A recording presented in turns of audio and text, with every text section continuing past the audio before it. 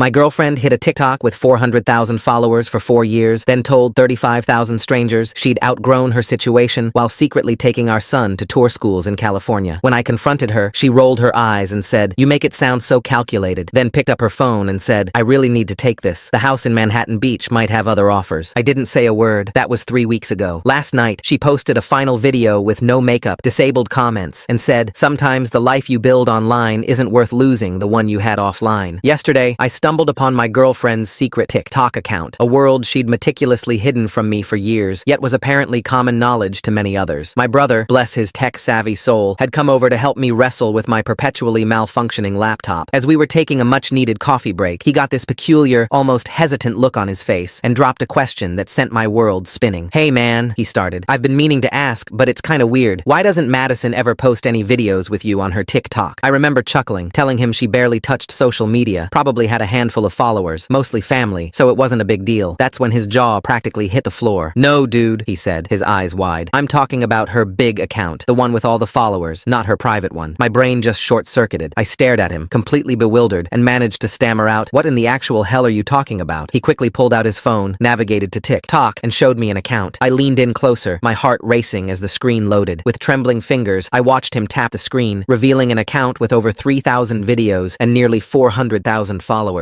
My stomach dropped as I searched for it on my own phone. User not found. She'd blocked me. My brother and I sat in stunned silence, scrolling through endless content. Half the videos featured Madison in revealing outfits I'd never seen her wear. String bikinis, crop tops, tiny shorts, dancing at beaches, pool parties, and friends' homes. The woman who wore comfortable sweaters around me had been creating content for hundreds of thousands of strangers. Some videos included our son, but most focused solely on showcasing her body. The thought of our 12-year-old knowing about this account made me physically ill. The upload dates revealed a calculated pattern she'd filmed during my monthly business trips. 4 years of deception, starting in early 2018. I checked our mutual connections with growing dread. While none of my male relatives followed the account, every single one of her female friends and colleagues did, along with several male co-workers. My brother admitted he'd only discovered it when someone at his gym mentioned Madison's TikTok fame, assuming I knew. The betrayal cut deeper with each revelation. This wasn't just about hidden videos. It was about an entire secret identity she'd cultivated while I remained oblivious. She'd never expressed interest in social media fame, never hinted at wanting online validation. Yet here was evidence of a massive following she'd deliberately hidden from me and my family. The contrast between the Madison I knew and this online persona was staggering. While I'd been content with our quiet life, she'd been living a double existence, transforming from modest girlfriend to internet sensation the moment I left town. Every book club meeting, every casual outing with friends now seemed suspect. How many times had she lied about her whereabouts? How many people in our social circle had known while keeping me in the dark? Since yesterday, my phone hasn't stopped ringing. My brother, my parents, everyone who'd been deceived trying to help me process this revelation. Meanwhile, I have to pretend normalcy when Madison comes home, acting as if my world hasn't imploded. The hardest part is knowing how many people watched her videos while maintaining friendly facades with me. Friends who'd shared meals at our table, colleagues who'd attended our gatherings, all complicit in this deception through their silence. The realization settled over me like a shroud. Everyone had known except me. Even our son, our innocent 12-year-old, privy to mommy's TikTok fame, while his dad was completely, utterly clueless. I'm left wondering if I'm less important to her than the fleeting attention of 400,000 anonymous followers. Also, whoever else has seen her in these videos, in real life, without me ever suspecting a thing. It's a betrayal that cuts deeper than I ever imagined possible, leaving me to question everything I thought I knew about the woman I love and the life we built together. As I was spiraling deeper into this rabbit hole, a notification popped up on my brother's phone. Madison had just gone live on TikTok from what looked like a hotel room. When we joined, she was telling her followers that she was finally ready to reveal the exciting secret she'd been keeping for months. My hands shook as I watched Madison adjust her phone camera, settling into what looked like an expensive hotel suite. The background showed plush furnishings and floor-to-ceiling windows overlooking a city skyline I didn't recognize. She wore a tight red dress I'd never seen before, her hair and makeup professionally done. "Okay, my loves, I can see you're all here," she said, beaming at the camera with an energy I'd never witnessed in our years together. The viewer count climbed rapidly. 5,000, 10,000, 15,000 people watching live. Comments flooded the screen faster than I could read them. My brother grabbed my shoulder. "Maybe we shouldn't watch this," he said, but I couldn't look away. Madison was practically glowing, gesturing animatedly as she spoke to her audience like they were her closest friends. "So, as you know, I've been hinting about some big changes coming," she continued, twirling a strand of hair around her finger, "and I've finally gotten everything in place to share it with you all." The comments exploded with heart emojis and speculation. People were guessing everything from pregnancy announcements to brand deals heels. My stomach churned as I realized these strangers knew her mannerisms better than I did. First, I want to thank you all for being so patient and supportive, Madison said, placing her hand over her heart. You've been with me through this entire journey, and I couldn't have done any of this without you. Done what? My mind raced through possibilities, each more devastating than the last. Had she been planning to leave me? Was this her way of announcing our breakup to 400,000 people before telling me? She leaned closer to the camera, lowering her voice conspiratorially. So, drumroll please. She paused dramatically, and the comments section went wild with anticipation. I'm officially launching my own fitness and lifestyle brand. The hotel room erupted with balloons and confetti, clearly pre-planned. Someone off camera handed her a champagne glass, and I caught a glimpse of a man's hand before it disappeared from view. My blood ran cold. This has been months in the making, Madison continued, practically bouncing with excitement. I've partnered with some incredible investors who believe in my vision, and we're going to revolutionize how women approach fitness and self-care. My brother's phone buzzed with notifications as Madison's followers shared the stream. The viewer count had reached 25,000. She held up a sleek box with her name emblazoned across it in gold letters. The first product line drops next week, she announced, opening the box to reveal workout gear, supplements, and beauty products. And here's the really exciting part. I'm moving to Los Angeles to oversee everything personally. Moving to Los Angeles. The words hit me like a physical blow. We lived in Ohio. We had a life here, a son in school, my job. When had she planned this? How long had she been preparing to uproot everything without even mentioning it? I know some of you are wondering about my personal life, Madison said, and my heart stopped. And yes, this does mean some big changes there too. I've outgrown certain situations, and it's time to embrace who I really am. The comments flooded with support and questions about her relationship status. People were asking if she was single, if she was dating someone new, if this meant she was leaving her boring boyfriend. Words that stung even from strangers. I'll share more details soon, she said with a wink. But let's just say I'm finally prioritizing my happiness and surrounding myself with people who support my dreams. My brother turned to me, his face pale. I'm so sorry, man. I had no idea it was this bad. I couldn't respond. I watched as Madison popped the champagne, laughing as it overflowed. Other people joined her in frame, all strangers to me, all clearly part of this secret life she'd built. They toasted to her success while I sat in my living room, watching my relationship crumble in real time. Oh, and one more surprise, Madison said, setting down her glass. I'm doing a meet and greet tour starting next month, 5 cities, and I'll be selecting some lucky followers to have dinner with me in each location. She rattled off cities: Los Angeles, Miami, New York, Chicago, Dallas, places she'd supposedly visited for work conferences or family obligations. Now I wondered if those trips had been real or just more lies. I should probably mention, she added, almost as an afterthought, that I'll be handling some personal matters back home this week before the big move. Nothing major, just tying up loose ends. Loose ends. That's what our 12-year relationship had become. A loose end to be tied up before her new life began. The stream continued for another 20 minutes. Madison showed off more products, answered questions from followers, and shared her journey to self-discovery. She talked about feeling trapped, about hiding her true self, about finally having the courage to live authentically. Each word felt like a knife twisting deeper. Remember, loves, she said as she prepared to end the stream, never let anyone dim your light. Sometimes you have to choose between comfort and growth wins every time. The stream ended with her blowing kisses to the camera, promising more updates soon. The viewer count had peaked at 35,000. 35,000 people had just watched my girlfriend essentially announce the end of our relationship without ever mentioning my name. My brother set his phone down slowly. What are you going to do? I stared at the blank screen, trying to process what I'd just witnessed. Madison would be home tomorrow, expecting to find the same oblivious boyfriend she'd left behind. She had no idea that her carefully constructed double life had just come crashing down. I need to pick up our son from school soon, I said, my voice sounding hollow even to my own ears. He gets out at 3:30. Do you want me to come with you? My brother offered. I shook my head. No, I need to think. I need to figure out what to say to him. How do you tell a 12-year-old that his mother has been living a lie? That she's planning to move across the country for a life that doesn't include us? My phone buzzed. A text from Madison. Hey babe, meetings are going great. Can't wait to see you tomorrow. Love you. The casualness of it, the easy deception, made me feel physically sick. How many similar texts had she sent while planning her escape? How many I love yous had been hollow placeholders while she built her empire of followers? My brother gathered his things, pausing at the door. Call me if you need anything, and I mean anything, okay? After he left, I sat in the silence of our home, though it didn't feel like ours anymore. Every photo on the wall, every shared memory, now felt tainted. I walked through the rooms, seeing them differently. The office where she claimed to work on her boring spreadsheets probably hosted her video editing. The guest room she'd converted to a yoga space was likely her filming studio. I found myself in our bedroom, staring at her closet. How many of those clothes had been bought for her secret life? How many shopping trips had been for outfits I'd never see her wear? My phone rang. My mother. News traveled fast in our family. Honey, your brother just told me. I'm so sorry. Do you want me to come over? Not yet, Mom. I need to process this. That woman, she said, her voice tight with anger. We welcomed her into our family. She sat at our Christmas table last week knowing what she was planning. Christmas. Just a week ago, we'd exchanged gifts, made plans for the new year. Madison had given me a watch with an inscription, "To many more years together." The irony wasn't lost on me now. "I have to go get Jonathan from school," I told my mother. "Does he know?" "I don't know what he knows anymore," I admitted. "Apparently, he knew about her account. Who knows what else she's told him." The drive to school was a blur. I sat in the pickup line, watching other parents scroll through their phones, and wondered how many of them followed Madison. How many had watched her videos while making small talk with me at school events. Jonathan bounded out of school with his usual energy, tossing his backpack in the back seat. "Hey, Dad, can we stop for ice cream?" "Sure, buddy." I watched him in the rearview mirror, trying to gauge what he might know. He seemed his normal self, chattering about his day, complaining about homework. At the ice cream shop, I finally broached the subject. "Hey, John, can I ask you something about Mom's TikTok?" He paused mid-bite of his chocolate cone. "Oh, you found out about that?" "Yeah, I did. How long have you known?" He shrugged, suddenly very interested in his ice cream. "I don't know. A while, I guess. Some kids at school showed me like 2 years ago." 2 years. My 12-year-old had been keeping this secret for 2 years. "Why didn't you tell me?" "Mom said you wouldn't understand. She said you didn't like social media and it would just upset you." He looked up at me with worried eyes. "Are you mad?" "Not at you," I assured him. "Never at you. I just wish someone had told me. She made me promise," he said quietly. "She said it was our special secret and that you had your work stuff and she had this. She said all families have secrets. All families have secrets." What else had she been teaching our son while I wasn't paying attention? We finished our ice cream in relative silence, Jonathan occasionally stealing glances at me as if trying to gauge my mood. On the drive home, he finally spoke again. "Dad, is Mom leaving us?" The question hit me like a punch to the gut. "What makes you ask that?" "She's been acting weird lately, packing stuff, talking about new adventures, and she cries sometimes when she thinks I'm not looking." I grip the steering wheel tighter. "I don't know, buddy. We'll have to talk to her when she gets home." That evening, as Jonathan did homework and I pretended to cook dinner, my phone wouldn't stop buzzing. Friends who'd discovered the truth reached out with shock and sympathy. My brother sent screenshots of Madison's older videos, trying to establish a timeline of the deception. One video from 3 years ago caught my attention. Madison was at a beach I recognized. We'd gone there for our anniversary, but in the video, she was alone, wearing a bikini I'd never seen, talking about living her best single life. We'd been together 9 years at that point. I scrolled through more videos, each one revealing another layer of deception. Madison at parties I'd never heard about. Madison trying on expensive clothes at boutiques. Madison getting her nails done at salons she'd claimed were too fancy for her taste. The timestamps showed these activities happened during her supposed grocery runs, gym sessions, and coffee dates with friends. Jonathan appeared in the doorway, homework finished. "Dad, can I ask you something?" "Of course, buddy." He shifted uncomfortably. "Mom said she's taking me somewhere special this weekend. She made me promise not to tell you, but..." He trailed off, looking conflicted. My chest tightened. "Where did she say she was taking you?" "She said we were going to look at schools in California." The room spun. Madison was already planning to take our son away. She'd been laying groundwork, preparing Jonathan for a move I knew nothing about. I pulled him into a hug, trying to keep my voice steady. "Thanks for telling me, John. You did the right thing. Are we moving to California?" His voice was small, uncertain. "Not without talking about it as a family first," I assured him, though I had no idea what would happen next. After Jonathan went to bed, I sat at the kitchen table with my laptop, diving deeper into Madison's online presence. Her followers had created fan pages, compilation videos, even discussion forums. One thread caught my eye. "Madison's mystery man. Who is he?" The comments were filled with speculation about her relationship status. Some claimed she was single. Others insisted she had a secret boyfriend. A few mentioned seeing her with different men at various events. My stomach churned as I read timestamps and locations, cross-referencing them with my calendar. Every business trip I'd taken had coincided with sightings of Madison with unknown men. My phone rang. It was my coworker, Dave. "Hey man,